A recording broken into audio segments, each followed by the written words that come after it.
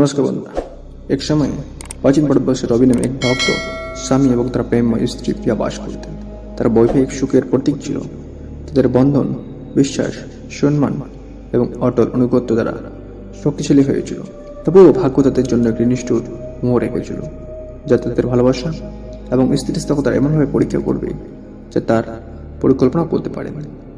রবি একজন পরিশ্রমী মানুষ ছিলেন, তার পরিবারের জন্য নিবেদিত ছিলেন এবং তার সততা ও সততার নীতিগুলিকে সমুন্নত রাখতেন।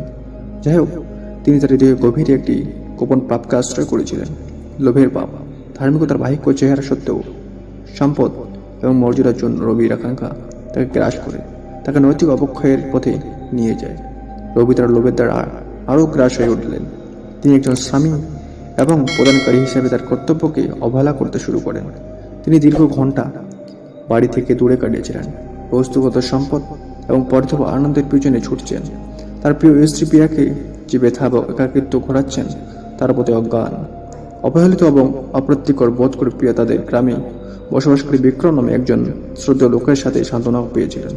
বিক্রম সহানুভূতি এবং সহানুভূতির সাথে তার দুঃখের কথা শুনেছিল, তাকে সেই সহচর্য এবং সমতার প্রস্তাব দিয়েছিল যা রবি দিতে ব্যর্থ হয়েছিল। সময়ের সাথে সাথে তাদের বন্ধুত্ব আরও কিছুতে স্ফুটিত হয়েছিল এবং প্রিয়াকে নিজেকে বিক্রমের প্রতি এমনভাবে আকৃষ্ট করেছিল যে সে আগে কখনো অনুভব করেনি।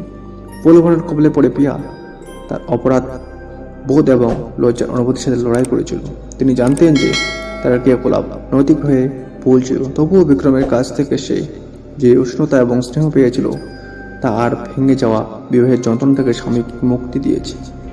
এদিকে রবির অতিরিক্ত লোভ তাকে গ্রাস করতে থাকে, তার এবং প্রিয়ার মধ্যে থাকে একটি কলিক তৈরি করে।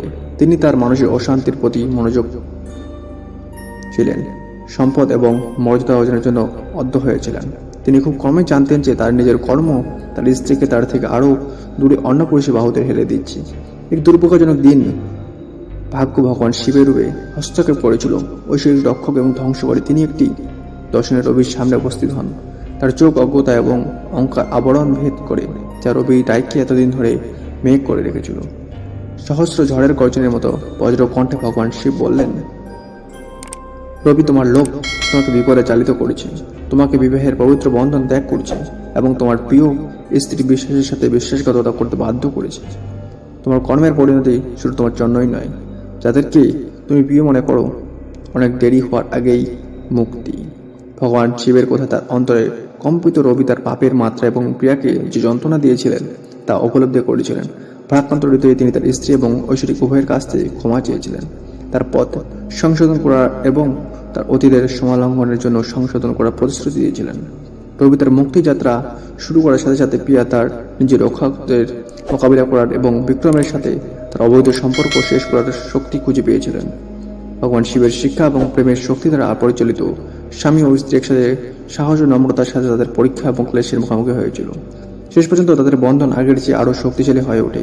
প্রতিকূলতার আগুনে জাল এবং ঐশ্বরিক জ্ঞান দ্বারা মেজাজ, অনুতাপ এবং ক্ষমার তাদের ভাগ করা যাত্রার মধ্যে রয়ে রবি এবং প্রিয়া প্রেমের প্রকৃত আবিষ্কার করেছিল।